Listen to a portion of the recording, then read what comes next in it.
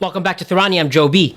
In this video, we'll be answering the question, how do you go up and down stairs with no railing and a single point cane on one hand? Let's dive in.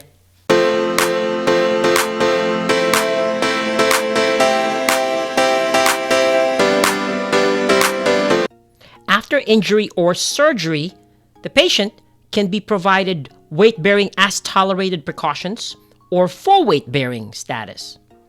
If the patient's only available assistive device is a single point cane, then the patient needs to be taught how to negotiate steps without railing using a cane. To go up steps with right-held cane and no railing, the patient can do it either front-facing or backward-facing the steps. For front-facing, the patient is standing hip-width with single tip cane held opposite the side of the operated, weak, or painful leg at the level of the right lateral midfoot. The patient advances the cane forward or upward, then the right sound leg, and then the left, weaker, or injured leg.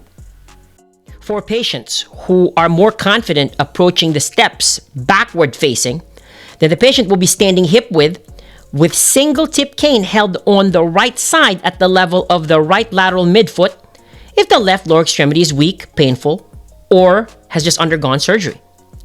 The patient pushes with the right hand while stepping up the right foot to the second staircase, and from there, the patient steps the left foot up and pulls the cane up to it.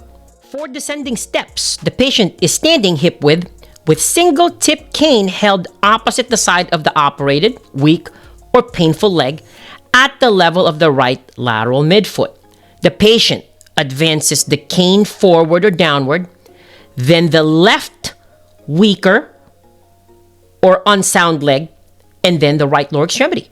If the patient prefers to go down the steps backwards, then the patient initially will be standing hip-width with a single tip cane held on the right side at the level of the right lateral midfoot if the left lower extremity is weak, painful, or has just underwent surgery.